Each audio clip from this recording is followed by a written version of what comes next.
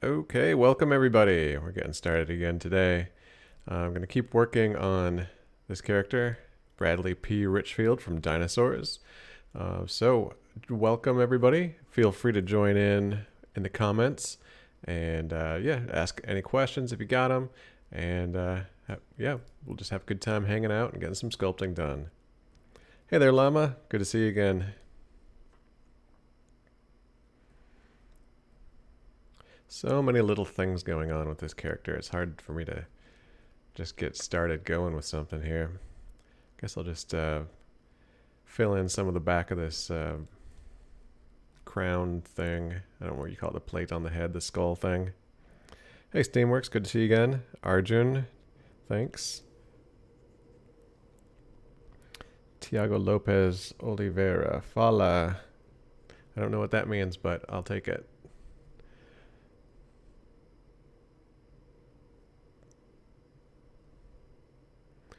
So I'm just going to get my alpha that I was using to sculpt some of these kind of skin wrinkles. Get that going again. Can everybody hear me okay? How's my mic?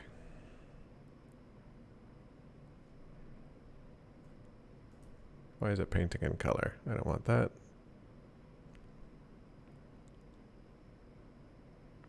Thanks, Dominic. I don't think that's the same alpha I was using before, but it's okay. It's on the back side. Nobody's going to care. Nobody will ever even see it anyway. So I'm going to make that fall off a little bit.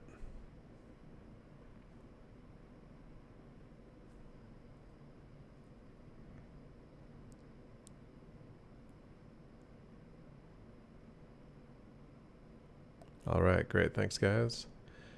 Glad to hear my mic's doing good.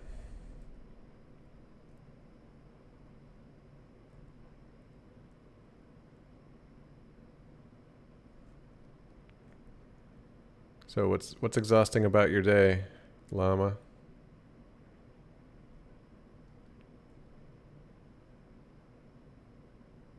I had such a nice, relaxing weekend. I went to some hot springs. My car got totaled. Sitting right in front of my house, just parked. She didn't even die in battle. She was just hit by a teenager racing through my neighborhood. So I don't have a car right now. So I rented a car so I could go to these hot springs. They're like an hour from my house. That was really nice and relaxing, though. I'm glad I did that.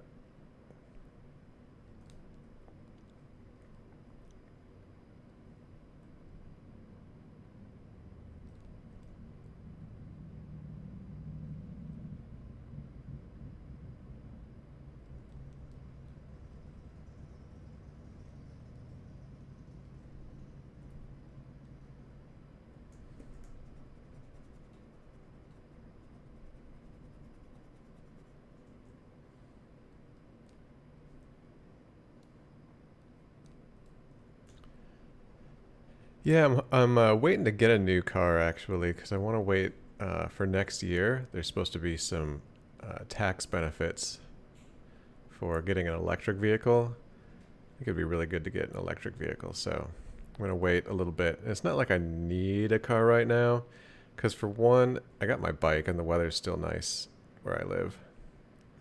And then two, I'm planning on going to Colombia this winter. Like, yeah, most of the winter, so no need to get a car, while I'll be gone most of that time anyway.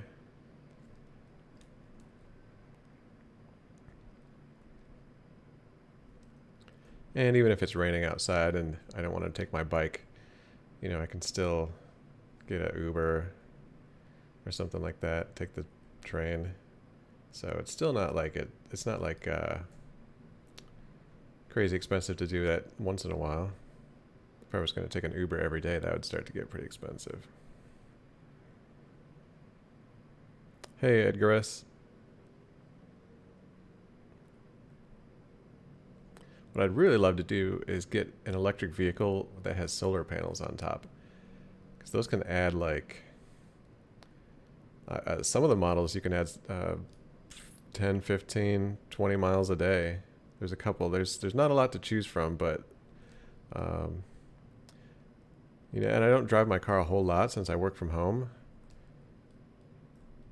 So it's possible I could just use it almost entirely on solar power.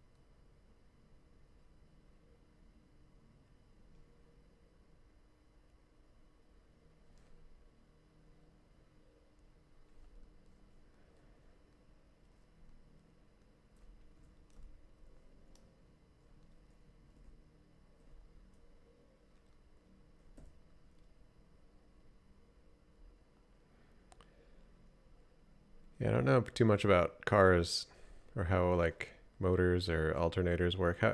What is it about putting an alternator in a wheel that sounds appealing to you, Steamworks? I don't understand how that stuff works. I'll teach the ZBrush, you teach the cars, okay?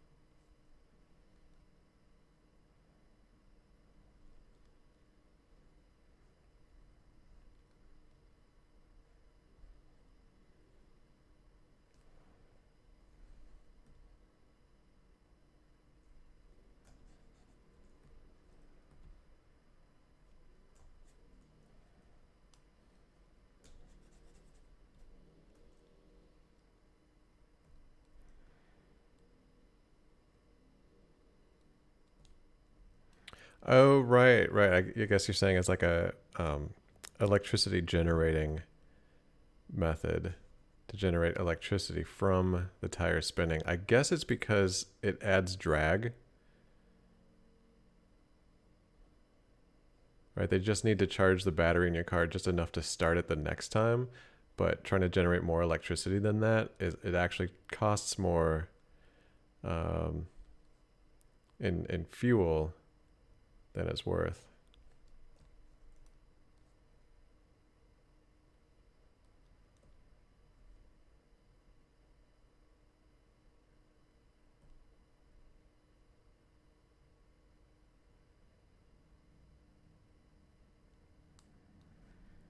So Edgar's got a question about studying anatomy. Study both. It's great to know about like kind of the stylized simplification of the face, like face planes, you know, but also knowing the anatomy is great. I think you should do both.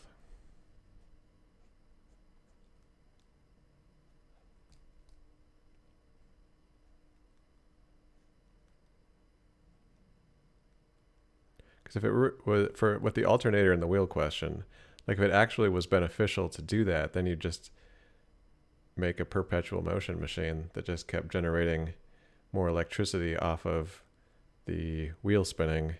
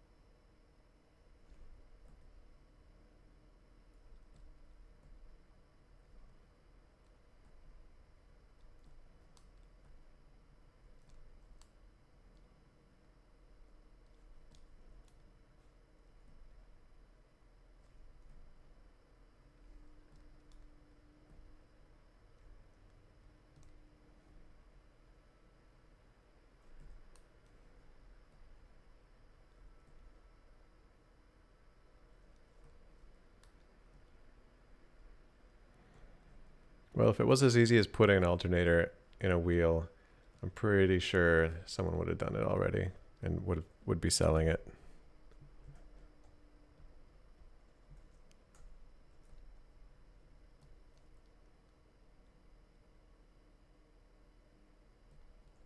Hey Tatun, welcome.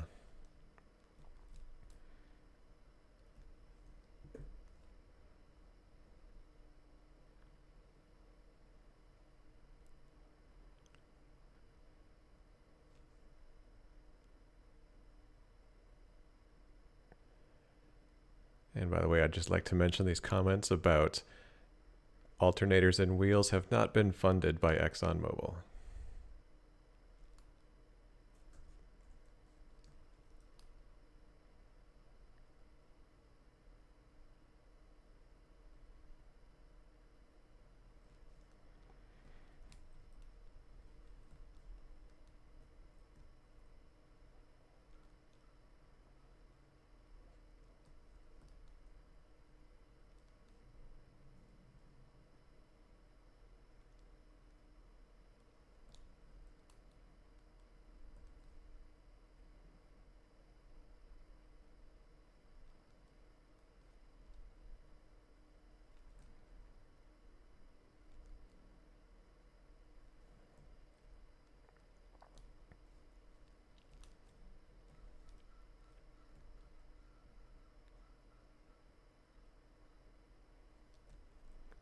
I keep thinking about getting one of those like battery powered one wheels, either the one where you stand on either side of it or the one where it's like you stand left or right of it or you stand front and back of it. I don't know. There's one, the brand is one wheel, and then there's another one, and there's a whole bunch of ones actually. Anybody have one of those?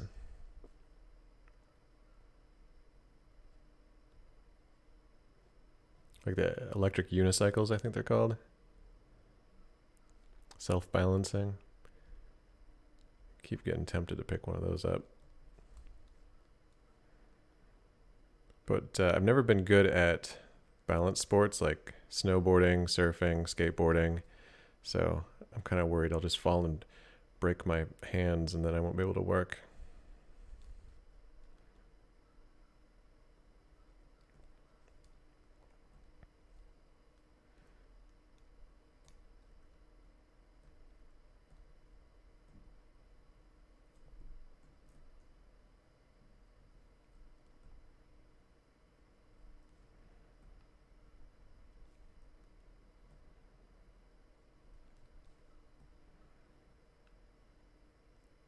Kind of in the easy part of the sculpting. I don't know about easy, but it's like a part that you don't have to think too much about. You just kind of get in the flow of just tightening up some details and textures. It's a lot easier to chat when you're doing this type of work.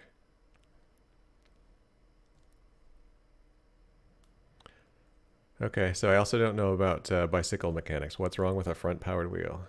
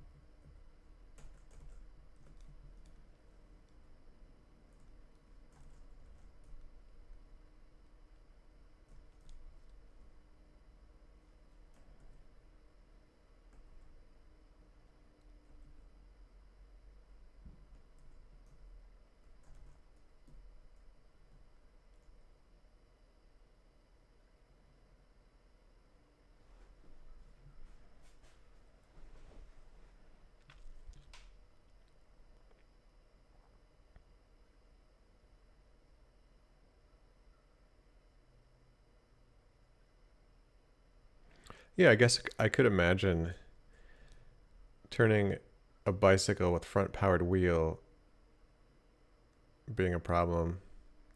I don't know. I guess it does make some intuitive sense to me. Like that wheel would pull you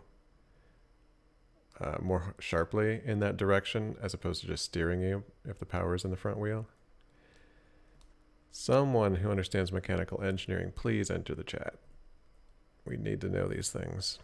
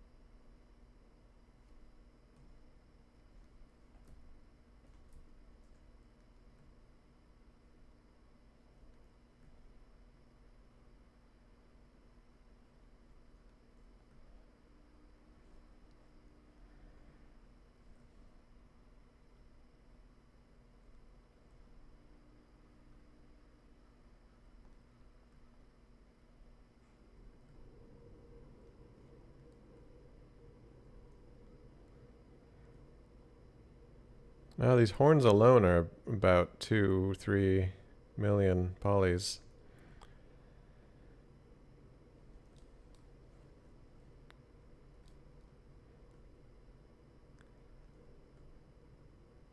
It's not the size of your poly count that matters, really. It's what you do with them.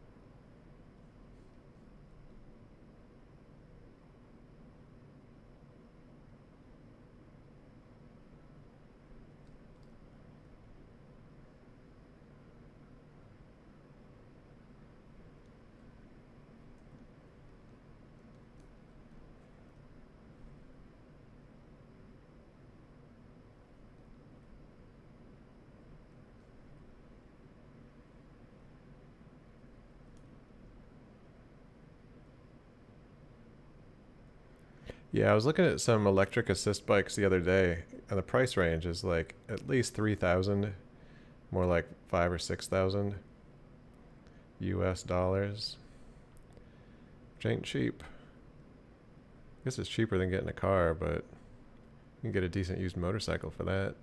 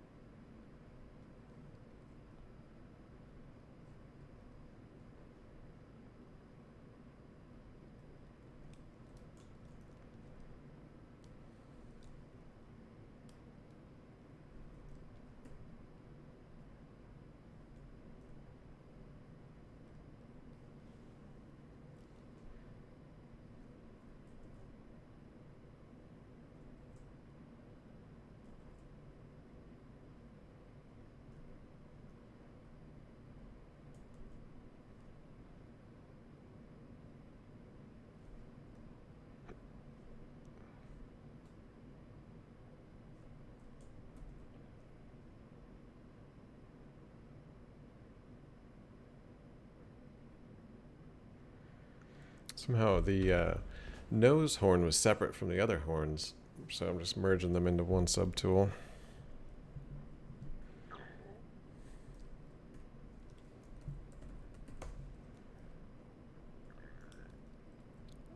Oh crap, and that's why I had symmetry turned on, or like yeah, like a symmetrical instance And that's why I had them separate. Totally makes sense now. Well, I guess I'll separate it back out again.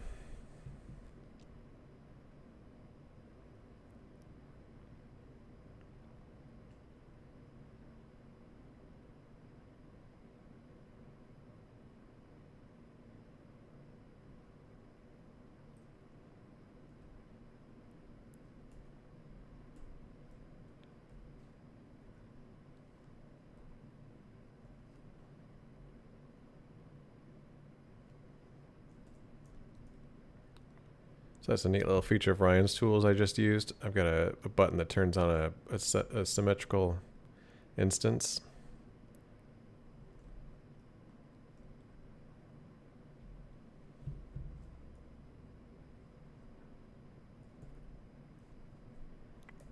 So you notice like my brush currently doesn't have symmetry turned on.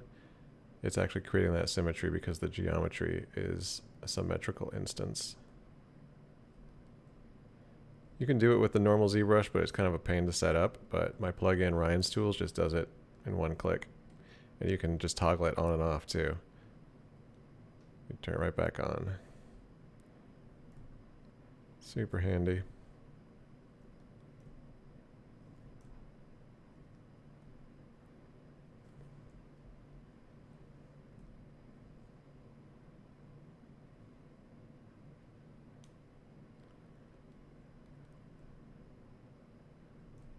Yeah, thanks, Llama. Hey, thanks to you guys for hanging out with me while I work on it.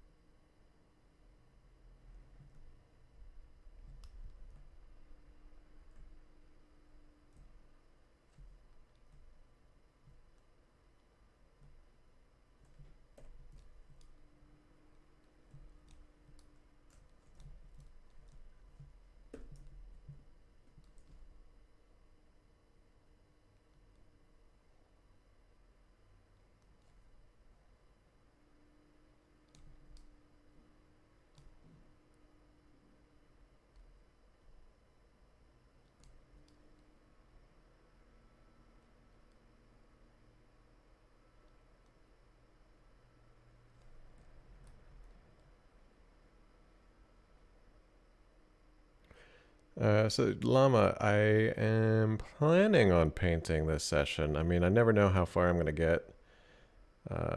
There's always something that gets in the way of progressing, it seems, with sculpting things.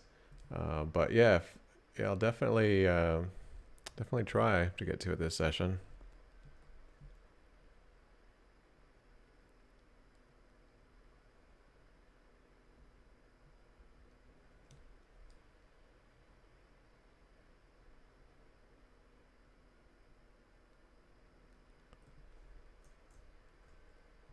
You can hear my keyboard in the background. Is that what you're saying, Steamworks?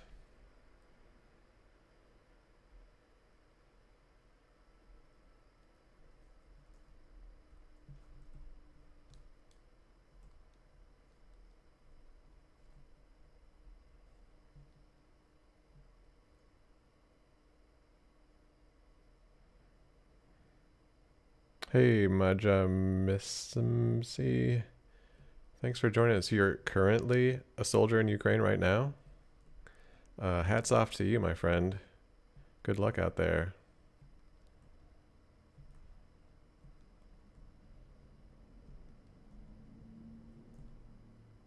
I know Ukraine does a lot of, there's a lot of CG industry there. I know 3D Coat's based in Ukraine.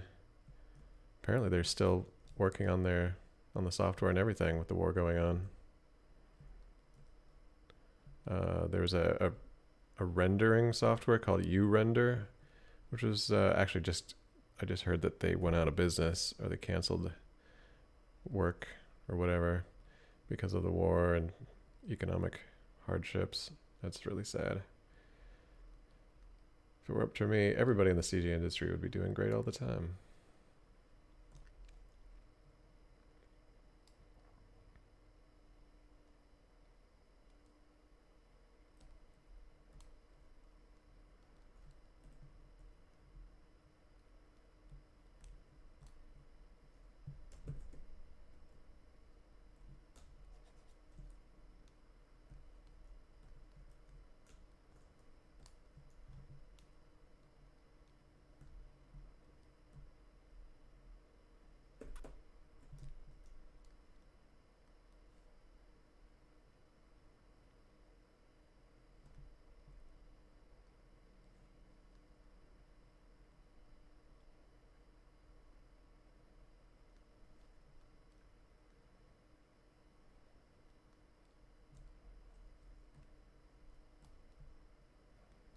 Still fighting with orcs. Is that, I guess that's a reference from not Warhammer, Warcraft. But or could be Lord of the Rings too. But I guess is that a term you're commonly using to refer to the Russians?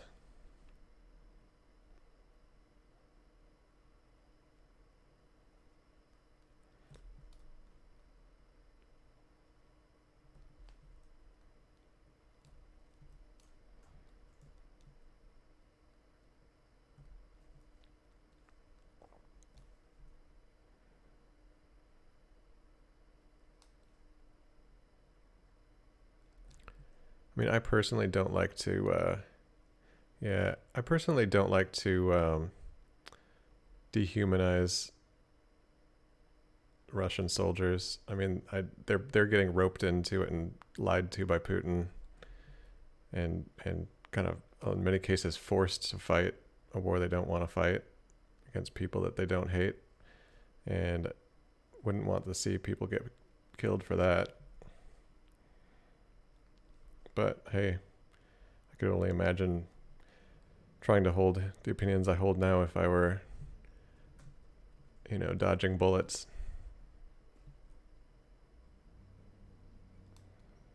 So grateful I'm not in that situation.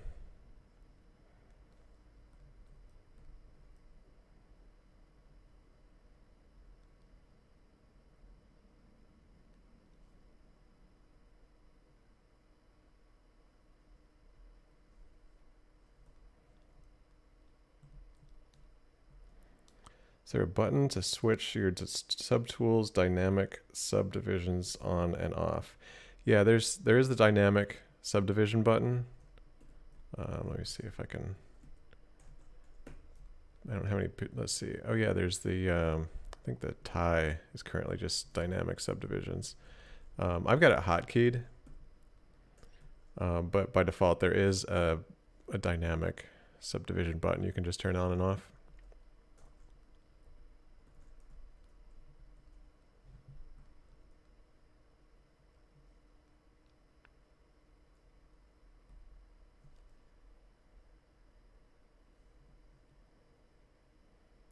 Hey Llama, welcome back from the bathroom break.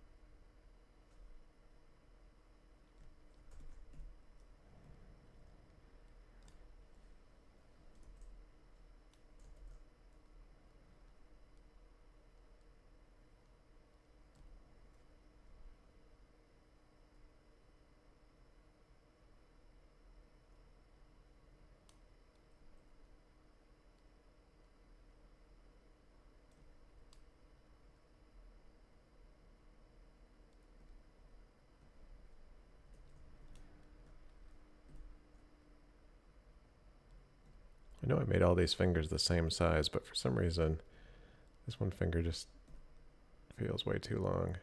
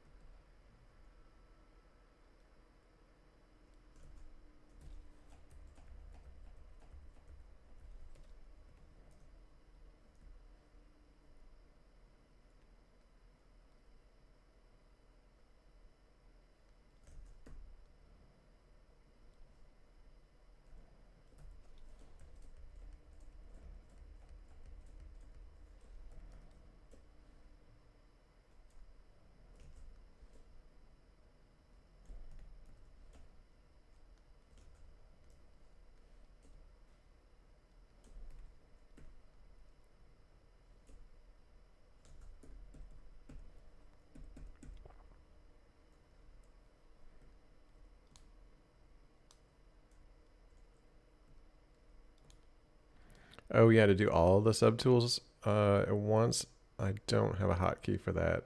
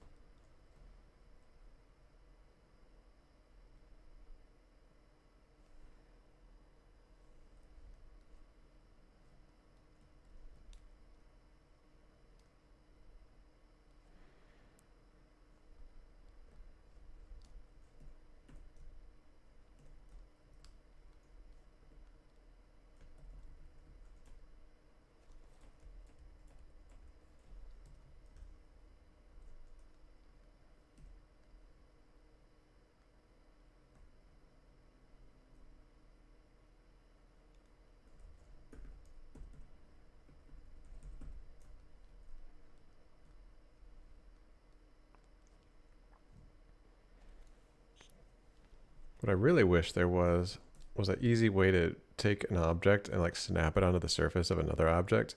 So I need to make his fingernails, and it'd be nice to make one fingernail and then just be like plop, plop, plop, plop.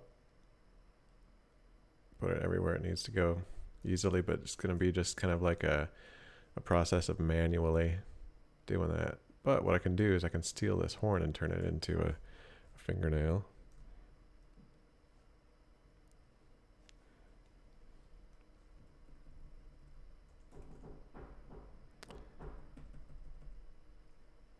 Sorry, somebody's knocking on my door right now. I will be right back.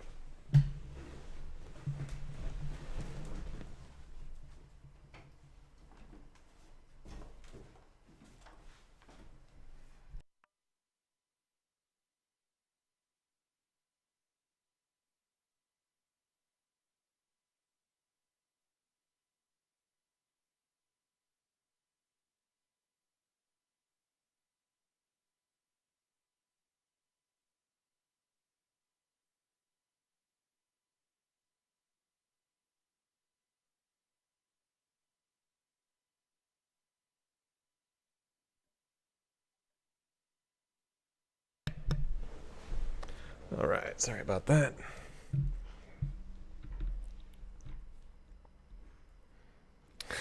Pizza's here.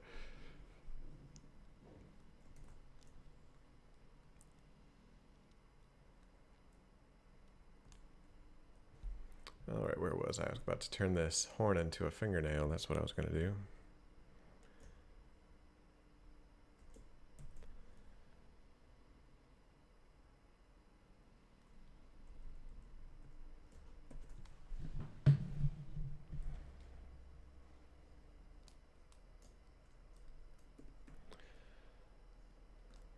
Pizza time.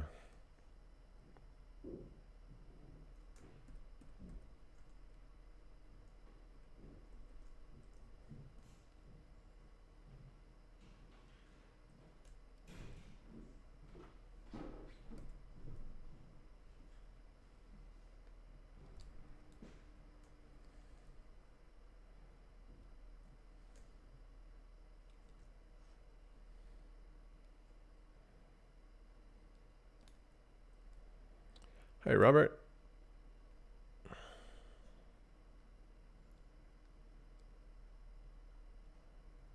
Thanks, Robert. Well, it's a lot of practice, too. A lot of time put in.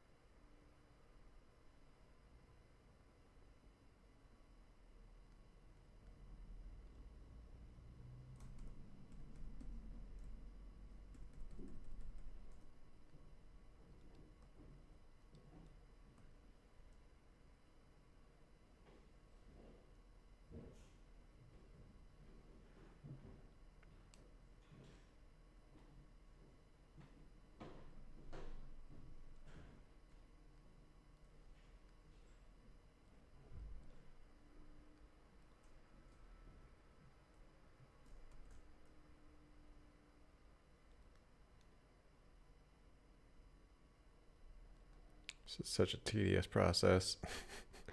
Putting fingernails on this guy.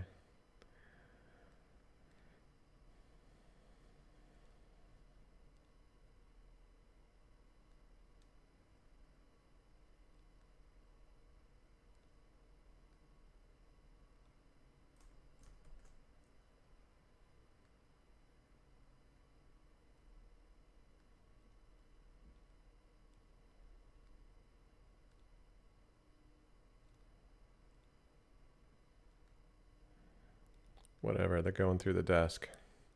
He just doesn't know his own strength. Do I have any tricks for posing fingers? I actually do have some good tricks for posing fingers. This is where it really comes in handy to get my plugin, which I believe you already have, Edgar.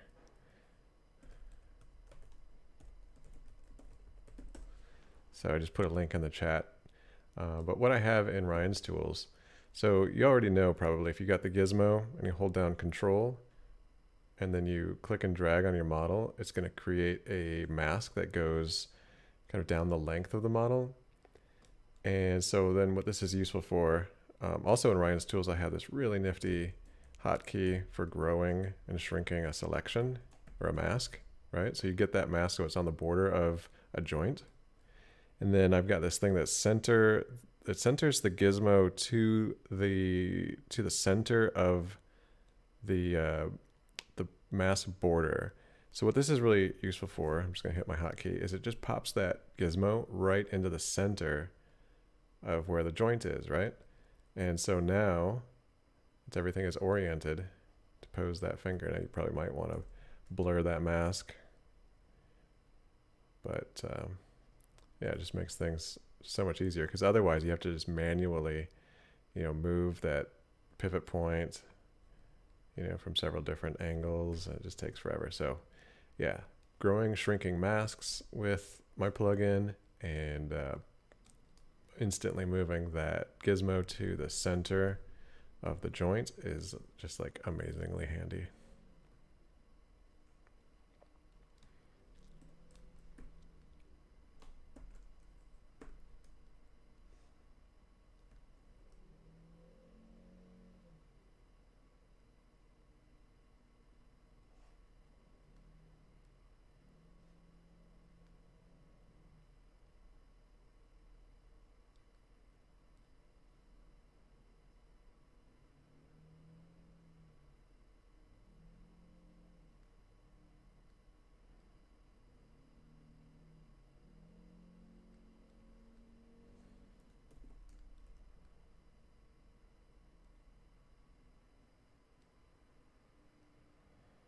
Hi, Caio Gomez.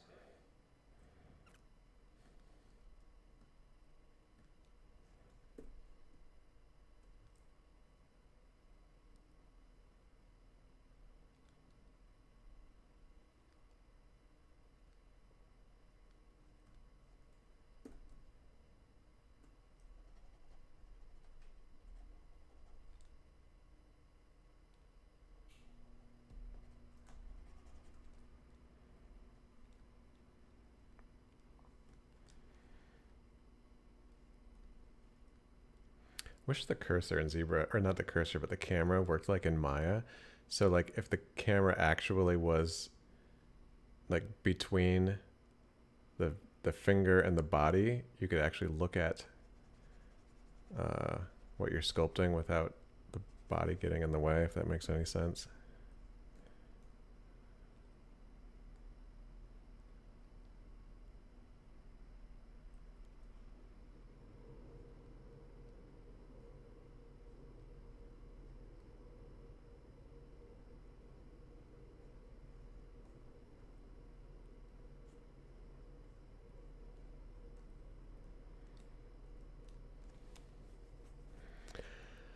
Oh, Kaio, so you got a question, how do I get that cool background? So that is also part of Ryan's tools. Check the chat history. It's a button called, it's called Holodeck, like Star Trek, right? So it just creates this kind of neutral grid pattern. It's really useful when you're first starting a project and there's not, you're just looking at a sphere. And so it's hard to tell which way is up and down and left and right and front and back when you're just looking at a sphere. So really the thing I find it most useful for is it helps you stay oriented in 3D space, because you can see the shadow on the floor, so you know that's the bottom. You see the light up at top, you know that's the ceiling. And then it's color coded too, so the back is blue and the front is red. It's just subtle, but you can just tell at a glance like which direction you're looking.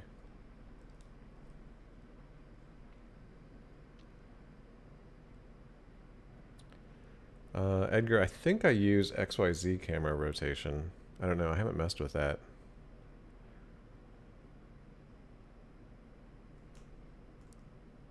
Yeah, I'm pretty sure it's XYZ, because if it was Y, I would only be able to, I wouldn't be able to do this.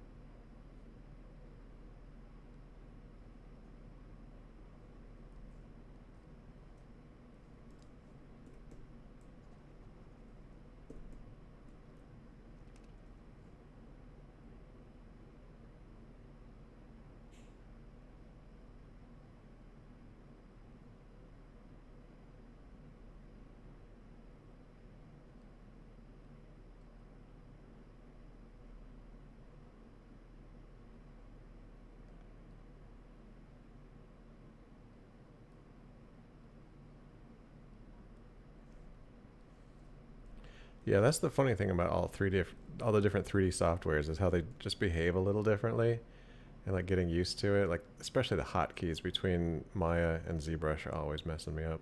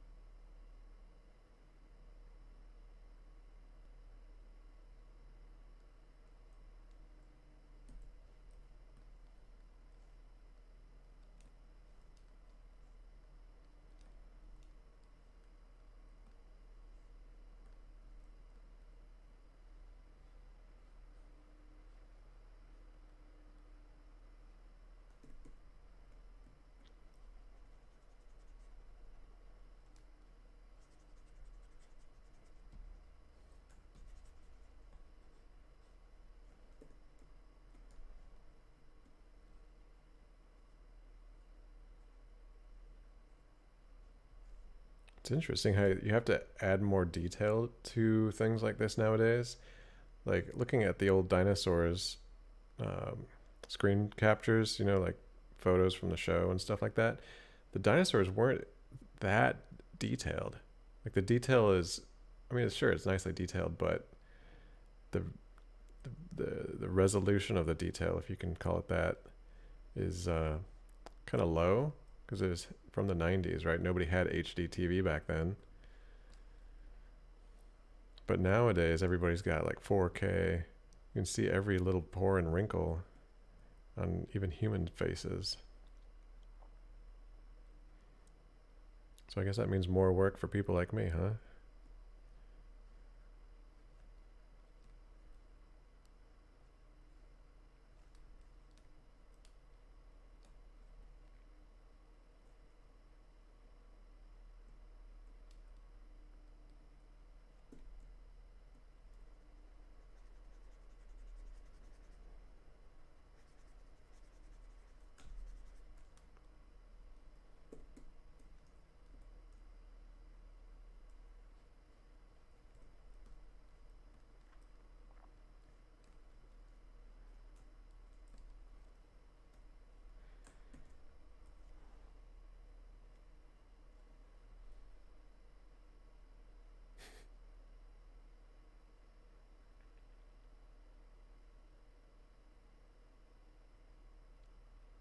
Yeah, that is true. The average TV is still 1080p.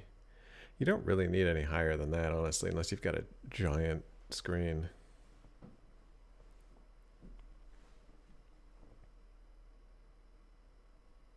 If you're looking at a HD TV from across the room, you're not really going to be able to see all those extra pixels that come with 4K.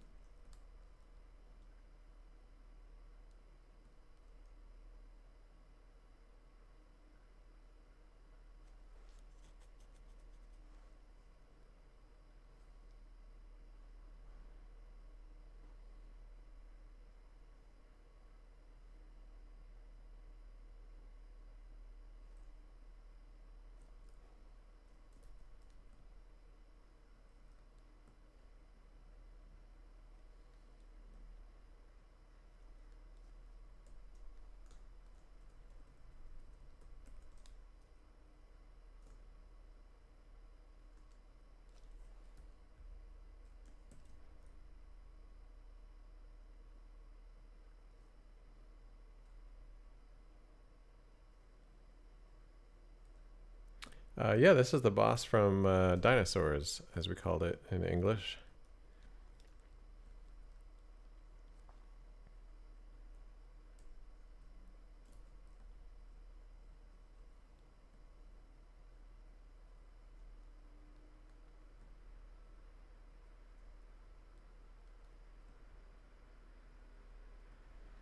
I actually held a competition on the first day I was sculpting this a few weeks ago, uh, giving a prize to the first person who got the right answer.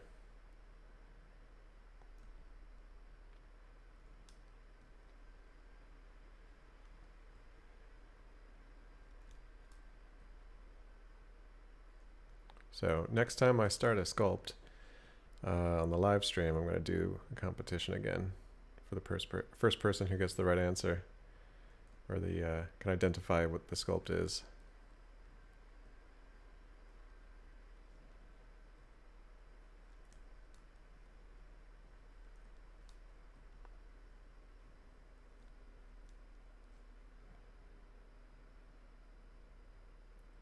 Yeah, they were animatronics. They were people in the suits, but the facial expressions were done via remote control. Um, so yeah, a real team effort, and it looked amazing too. Like the facial expressions they got out of these characters were just really nice. Jim Henson Productions. It's kind of disappointing about. Um, I was mentioning last week about the new Dark Crystal series and how dead and lifeless their facial expressions are. I mean, I know the original Dark Crystal also was completely dead and lifeless facial expressions, but I mean, come on, people.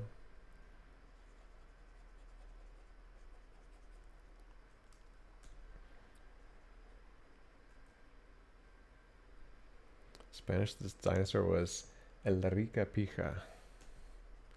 Oh, I didn't know that. That's good to know.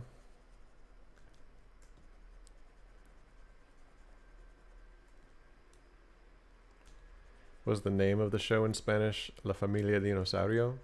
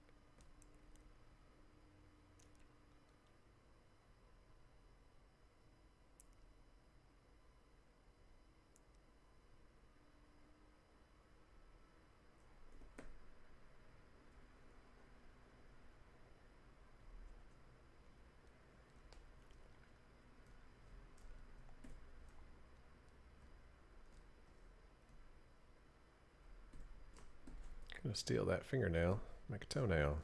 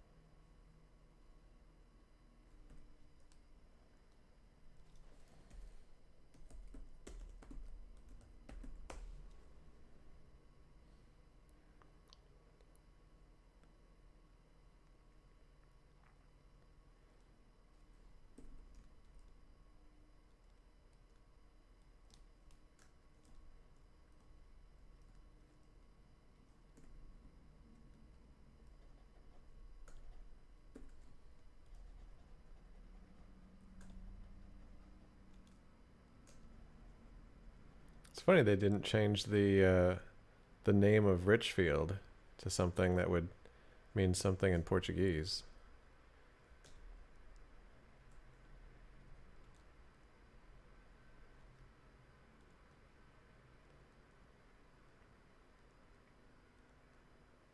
I wonder what his name was in Spanish. I guess if they translate it directly, it'd be Señor Campo Rico.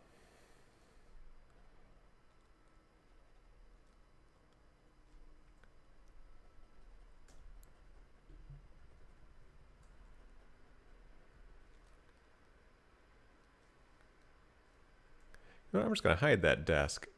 Man, it was right all in my way the whole time.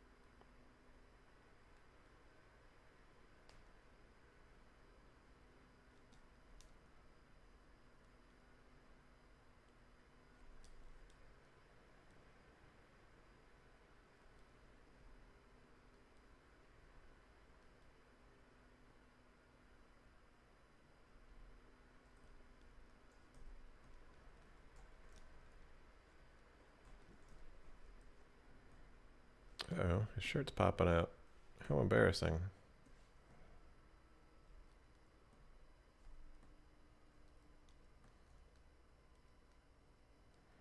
Just wondering if I should make his pants look like they're ripping a hole for the tail. I don't think we ever see the backside of that character.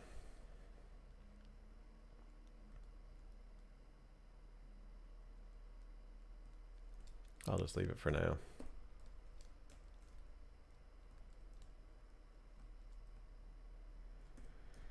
Alright, looks like the pants could use some sculpting.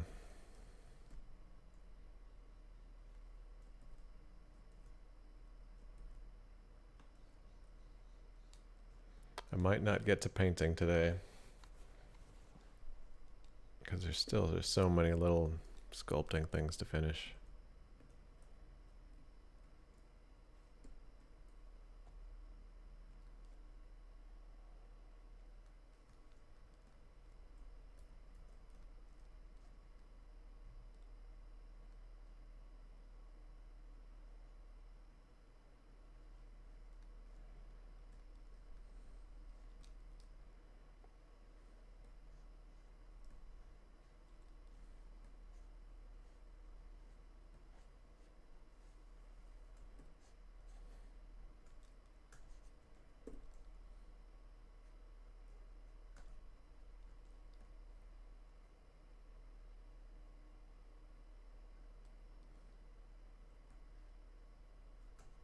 Curses? Curses? If anybody gets that reference, you win a free copy of Ryan's Tools.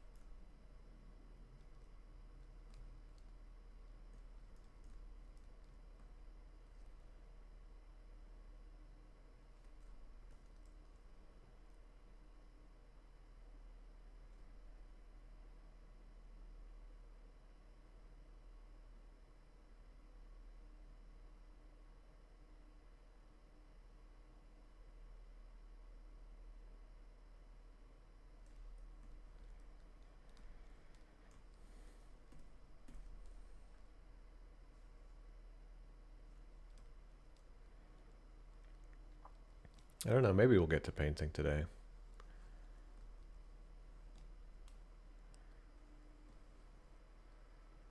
Let's tailor a seam around that tail, shall we?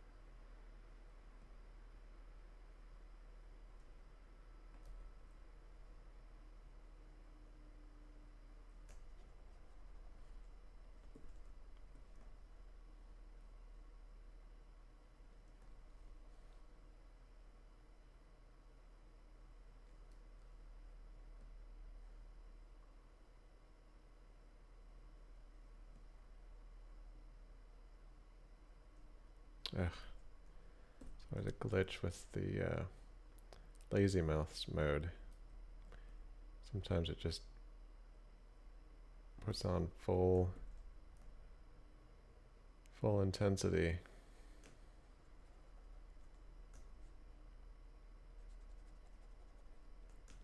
If the system gets bogged down.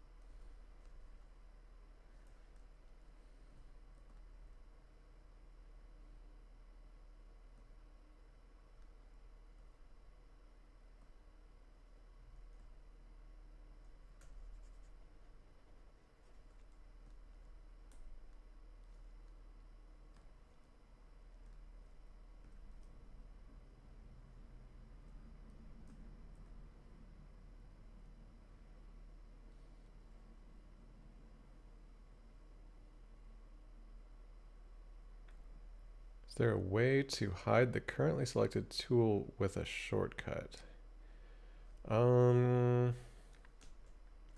Yes, but well, it'll turn off the eye in the subtool list, but it won't actually make it go away because the currently selected subtool is always going to be visible even if it's hidden. But there is a plugin. Let me see if I can see it.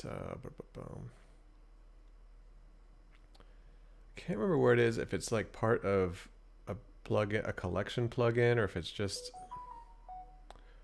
a solo plugin. But there is one where you alt click on a subtool and it makes it, no, you hit alt. Well, you can set it to a hotkey, but basically whatever hotkey you set it to, and mine is alt H. If you're hovering over a subtool, it'll make it disappear. So I just did that with the tail. But if you do it on the currently selected subtool, it'll turn off its eyeball, but it'll still be visible. But then we switch to a different subtool. Oh wait, it didn't work. Oh, that's right. If that subtool is in a different, that's weird. If it's in a, so it stopped working so well once ZBrush came out with folders, because it doesn't work well if the object you want to hide is inside a folder. And that object I wanted to hide was inside a folder, so that's why it didn't work. There's not a great way to do it.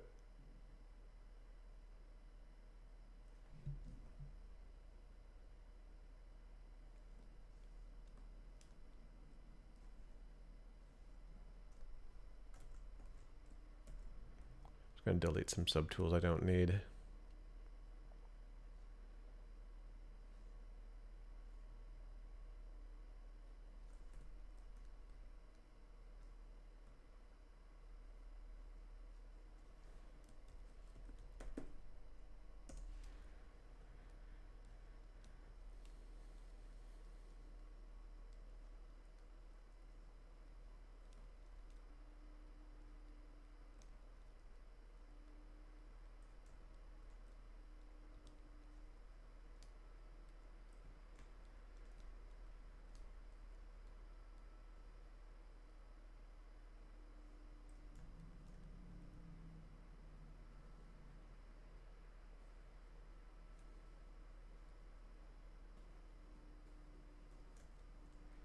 All right, I'm gonna actually start getting into texturing. Maybe you're in luck, Llama.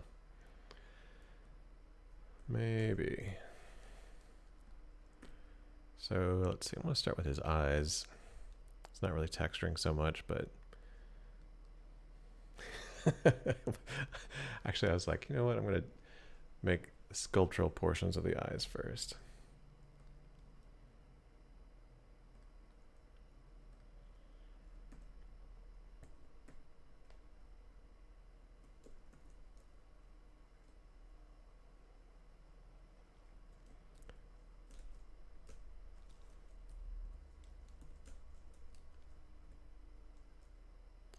Kind of got small beady eyes. I think that looks like a pretty good diameter.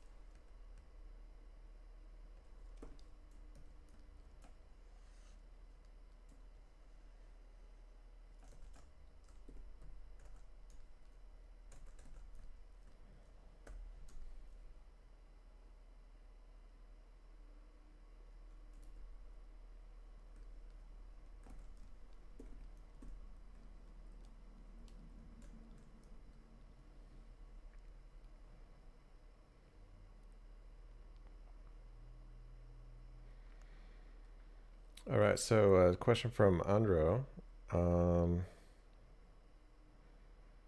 Do I use perspective on or off? I use either one. I switch it depending on what I'm doing and which is beneficial in the moment. And that's kind of vague, but really, like, it just kind of takes practice to know which mode to use at any particular moment. So there's no, I can't say, you know, perspective yes or no. It just depends. And then also, what was the other question? Dynamic brush. Oh boy, the way brush size works in ZBrush is just, it's just convoluted and confusing.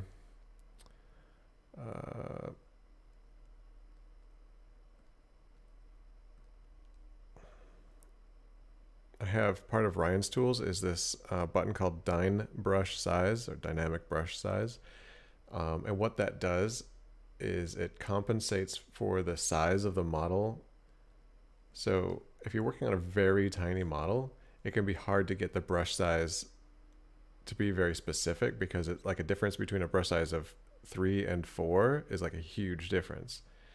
But then if you're working on a model that's really huge, then it's, if you know, you're trying to scale up your brush up or down, it's like it takes forever to make the slightest change in the brush size. And so if you hit Dyn brush size in my plugin Ryan's Tools, you can find the link in the chat. It'll set the brush size and the dynamic brush size in a way that's well suited to the scale you're currently working at. And it actually does that without changing the current size of the brush, which is really handy.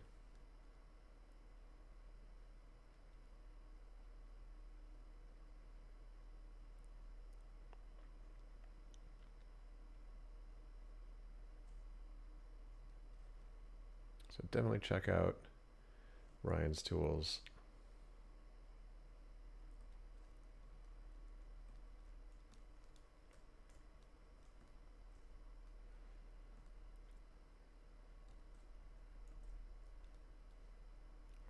All right, let's do some coloring.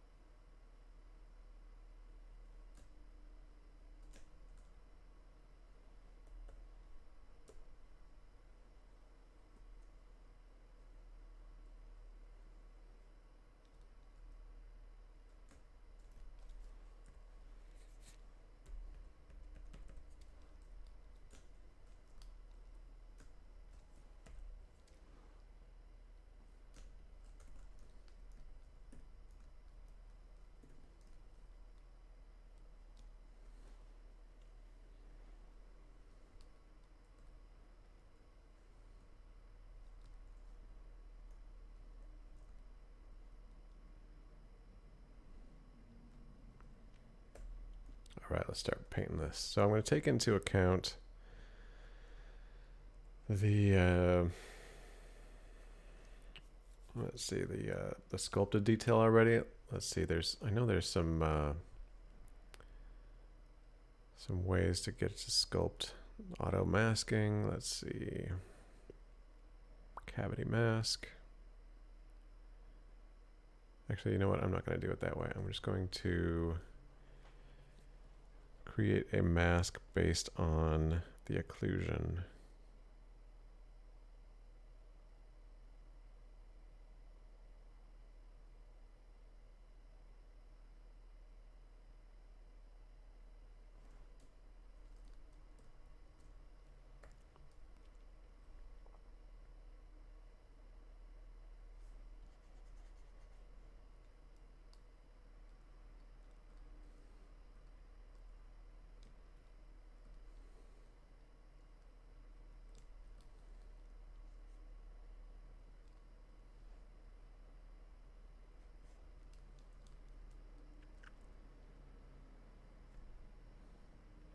It's funny that it doesn't get what's actually in the deepest part of that crevice. I wonder if I can add cavity mask as well.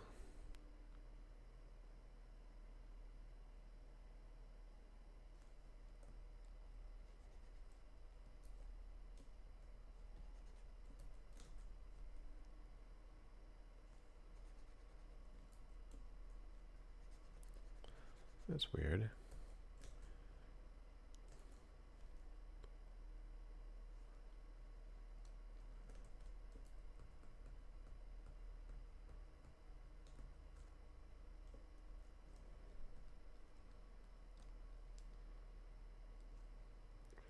Zofo asks, could I use ZBrush to retopo a character like this? Yes, in fact, I already did.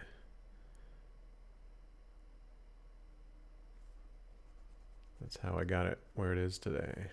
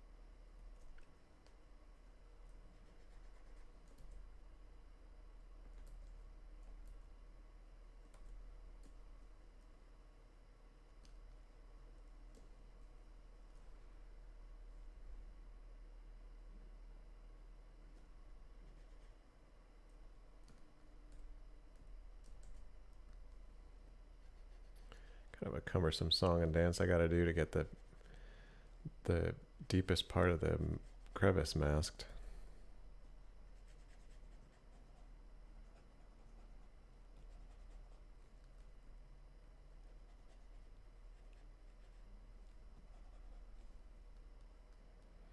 My machine setup, it's a high-end gaming laptop.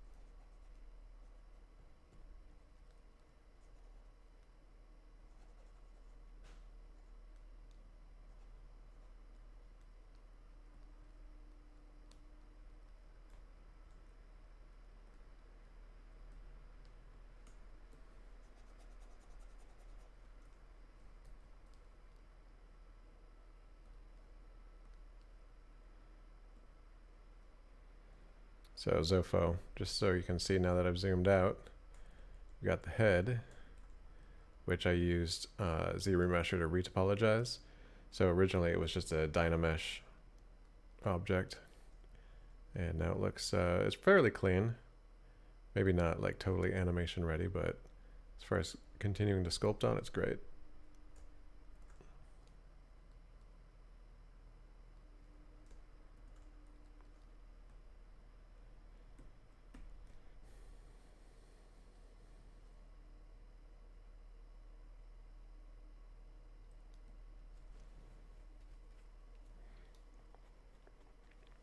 So Andro, I'm gonna add, yeah. So basically, I've just got a custom brush. It's actually part of Ryan's Tools Pro, if anyone gets that. It's just a really simple paintbrush, and what I'm doing is using right now I'm using Ambient Occlusion to mask the cavities, the crevices.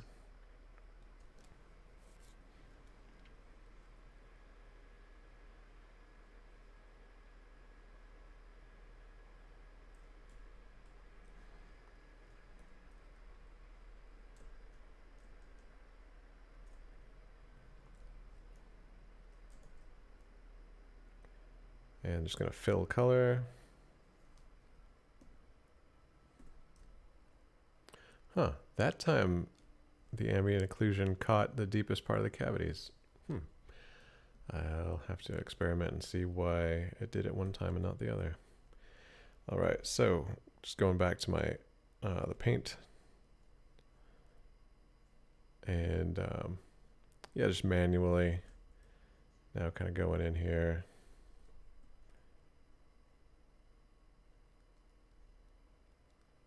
I'm just painting it where it needs to be darker.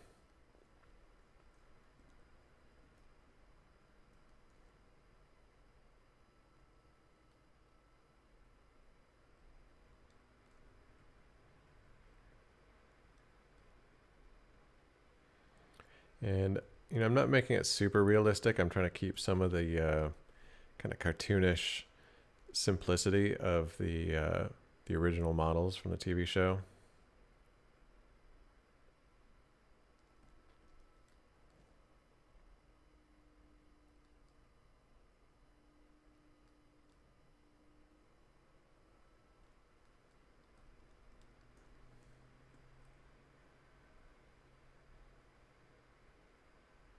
Whoa.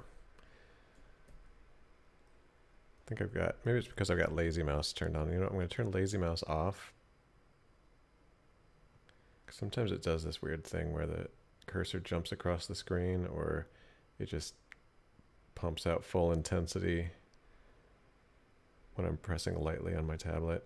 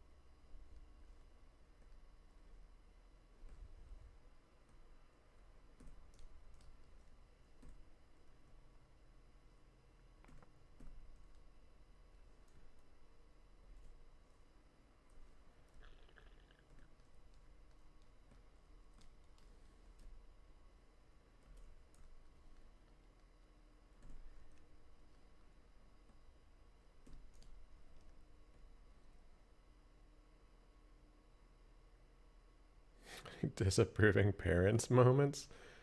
What do you mean by that?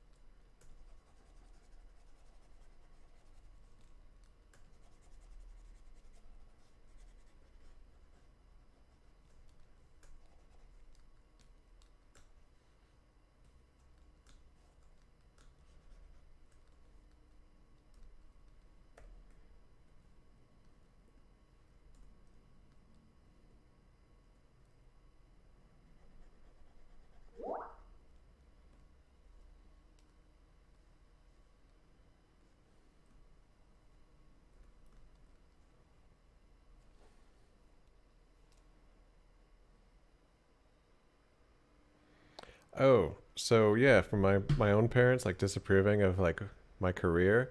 No, actually,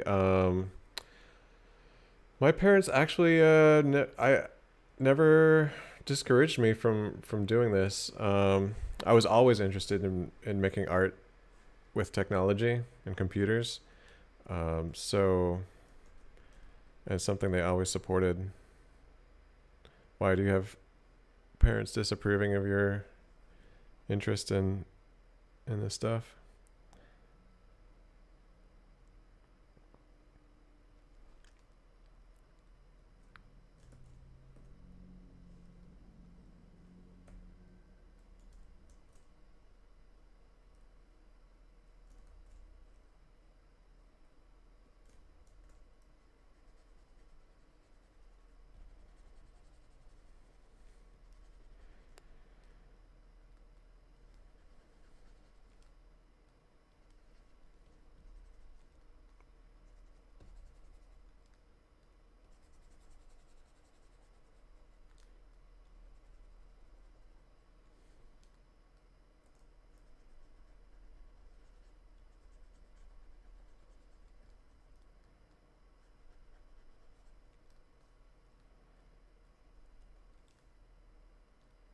I don't have any kids, but I think if I had some, I would support them in doing whatever they wanted to do with their lives.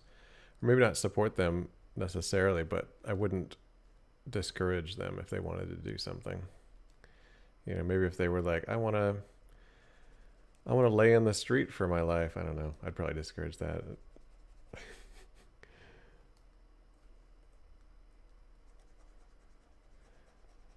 But like, I mean, even if it's something stupid, like I don't know, I just want to bum around and play video games all the time.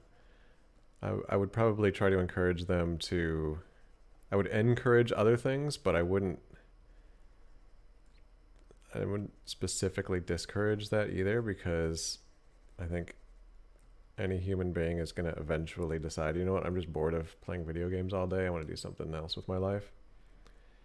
And it's a lot easier to move out of that phase if you don't feel resentful towards your parents. So I don't know. That's just what I think. I don't even have kids, so I might be totally wrong.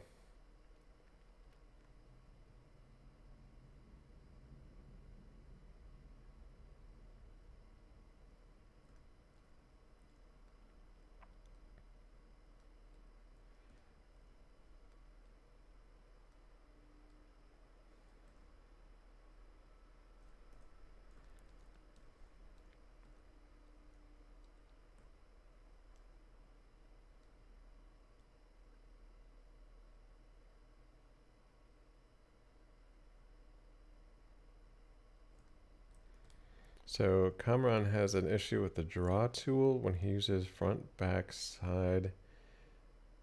It doesn't zoom in, zoom out the model. I'm not quite sure what you're referring to.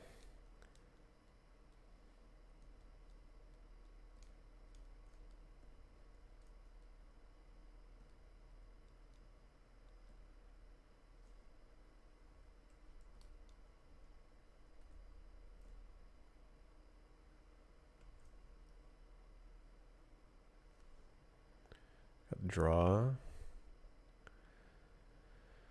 front, back.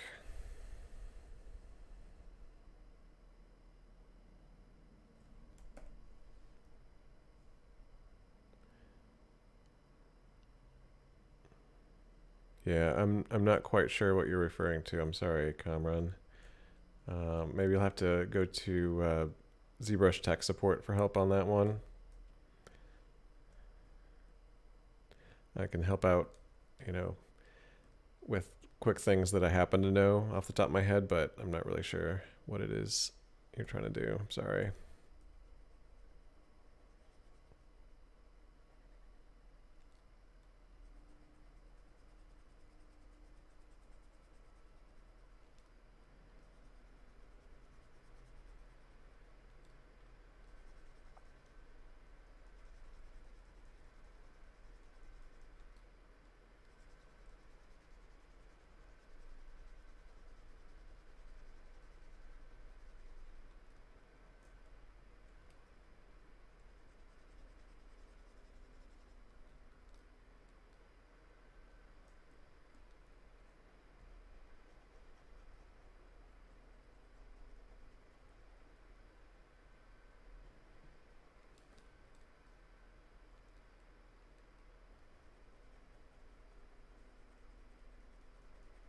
So I want to get the base color. There's like a few different parts of his head that have different base colors. So like the inside of the mouth has kind of like a dark pinky color, right? And then like the upper lip area, or I should say the upper lip area has a lighter color.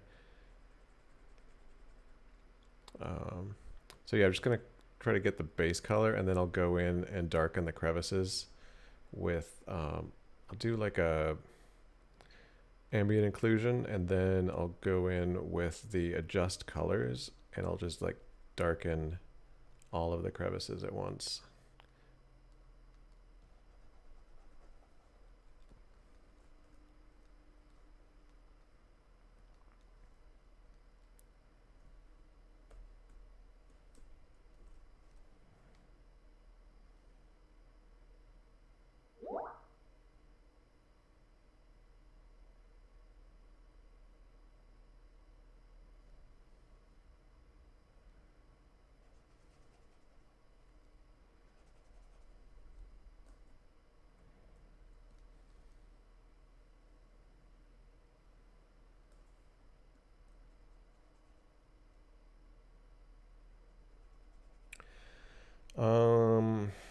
Oftentimes there's not a way to remove the blur without resculpting it, but there is. Again, if you go get my plugin, which I'm typing into the chat right now, there is a button called Amp Detail, which will take existing detail in your model and like make it more extreme and pop it out. So actually, let me save really quick, and then I'll do that. I'll demonstrate it.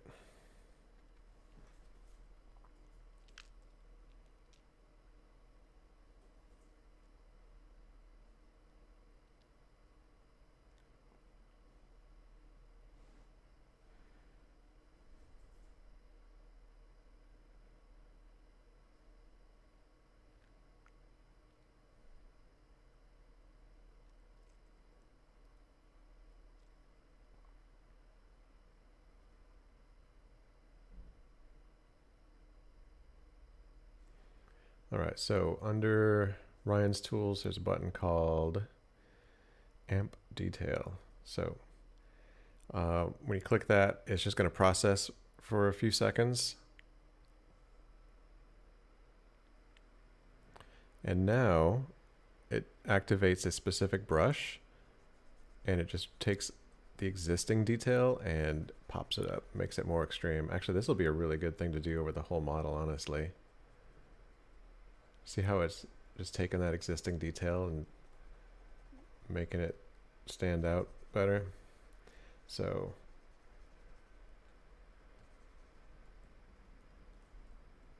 yeah, I just love using this brush. Now, Pixelogic added after I made my brush, they went and added their own that does something similar, but mine actually works better.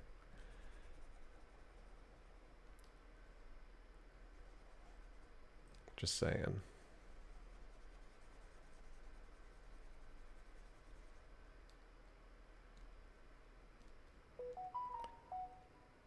Hey, Interestian, welcome.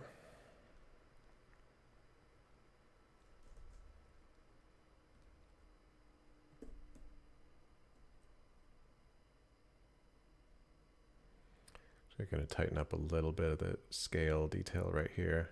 It's going to make a smoother transition between some of the different types of scale texture and skin wrinkle texture I've got going on.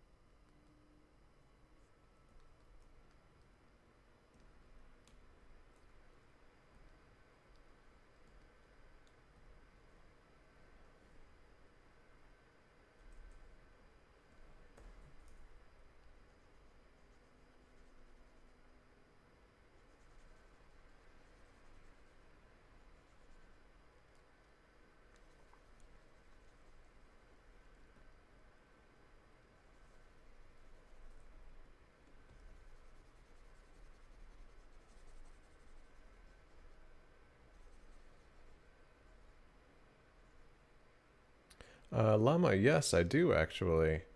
Um, it's not so much DVDs or books, but it's streaming, like subscription based streaming learning. If you go to lynda.com, Lynda, or LinkedIn Learning, just search my name, right, or ZBrush into those, and you'll find my courses. I got ZBrush Essentials Training, ZBrush Tips and Tricks, character sculpting, creature sculpting, all kinds of good stuff. Vehicles, shoes, cartoony characters.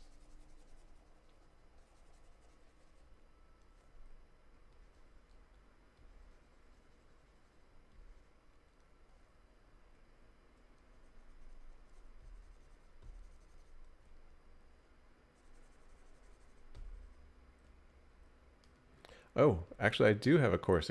Well, I don't have a course explaining ZScript, but in my um, ZBrush Tips and Tricks course, I do have some videos here and there that get into scripting and customizing like recording macros, and then you can go in with a script editor, like, or you just open up a notepad, right, and just make modifications to it and showing like how it works.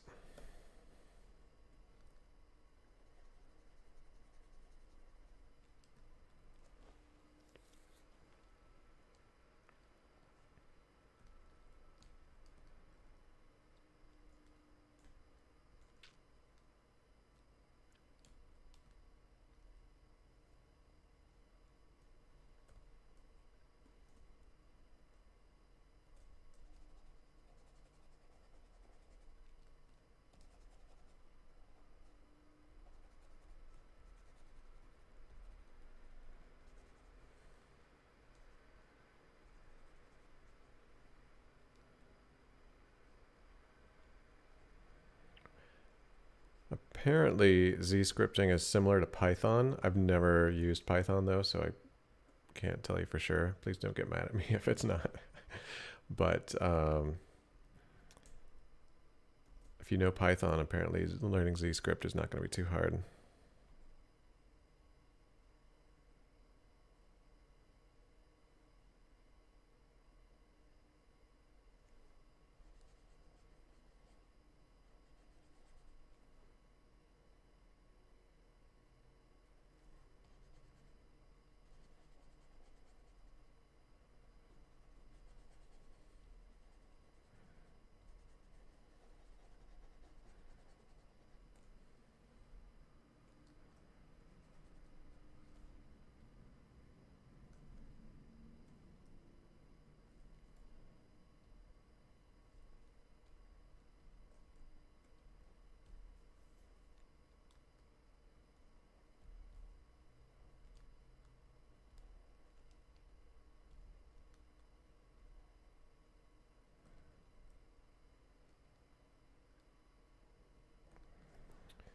Oh, the website for my plugin?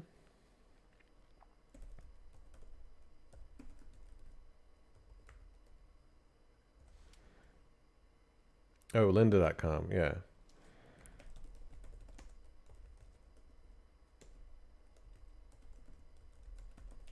Either of those two, lynda.com or LinkedIn Learning will work.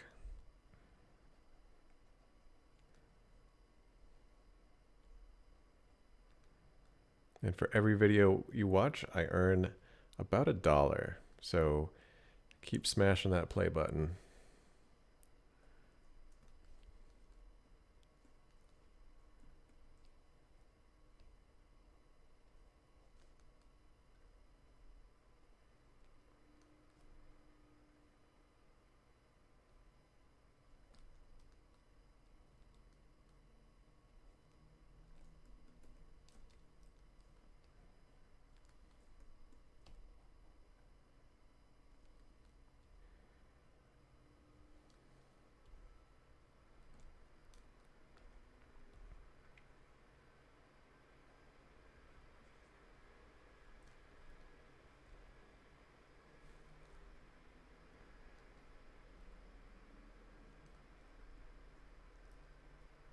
So with my paintbrush right now, I've got an alpha on that makes it a really sharp, kind of sharp focus on it, and then it kind of has a really soft, gradual feather, so it gets those creases nice and dark.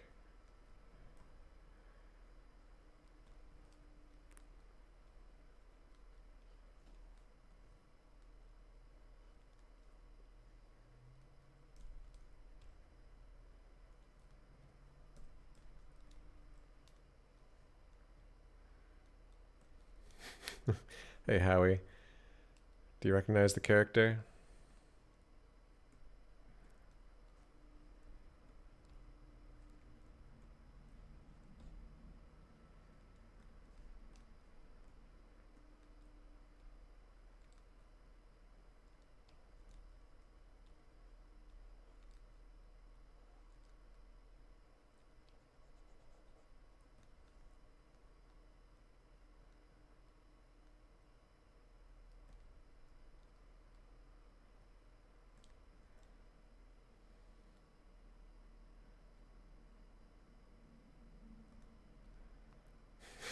Not the mama's boss. Hey Ryan's Pixels.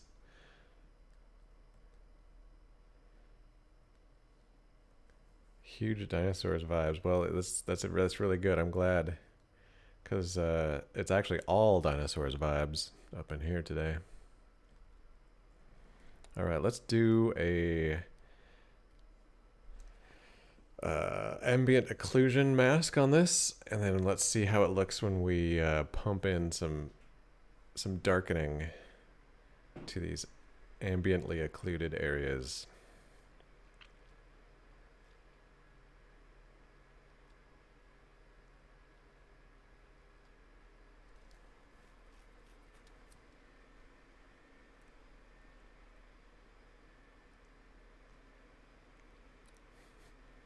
Attorney vibes.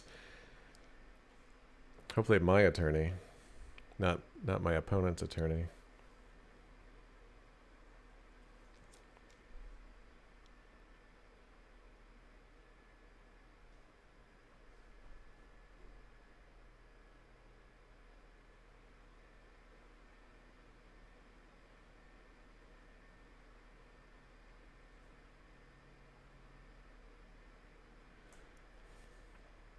This model is about 30 million polygons right now, so yeah, it's taken a minute to calculate this ambient occlusion.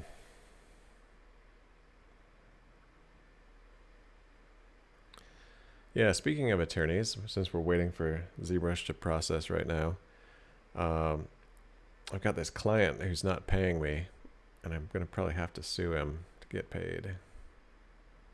Anybody ever done that as part of your freelance work?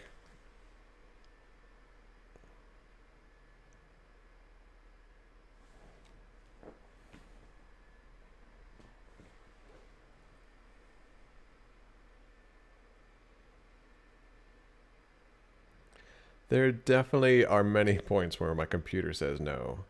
Hopefully it won't happen this time, but yeah, all of the really intense processes, there are a lot of times where ZBrush is just like, not gonna do that. Thanks, Interesting.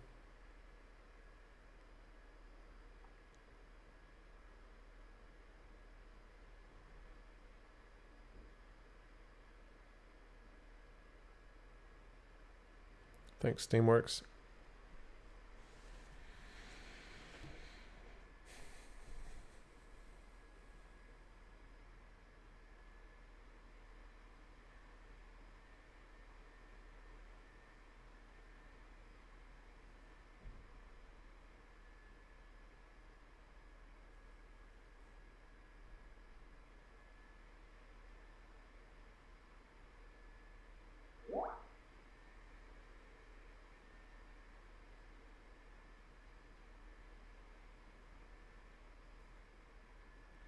Well, we're coming up right on the wire. We got about 5 minutes left. Hopefully it'll finish processing this ambient occlusion before then. So yeah, Llama asks if my computer keeps crashing. How do I work around it? Every situation is different. You know, there's always going to be a different way to accomplish what you need to accomplish. Oh, good, it finished. All right, so I've got my mask, hid my mask, and I'm going to go to adjust colors. Oh, actually, I need to hide my mask in here too. And let's see what happens. Let's try bringing down the RGB intensity. So yeah, just taking everything that's masked and darkening it up, which is actually pretty close to what I want anyway. I'm just going to say yes to that.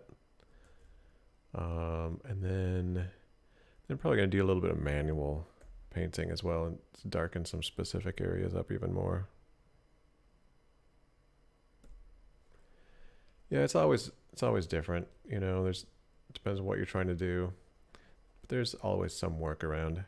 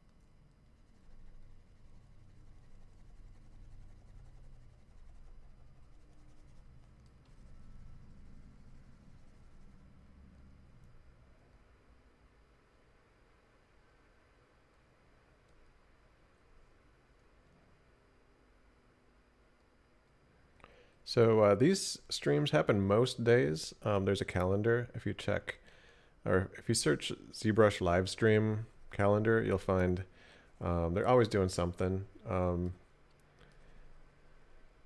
Usually like 2 or 3 a day. Of course, it's all different times, so you know every day is different. But yeah, check it out. Always something cool going on. At least once a day, I think.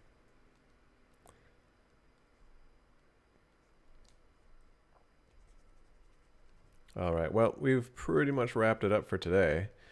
So hopefully you can imagine where the rest of this sculpt is going to go. I'm pretty happy with it.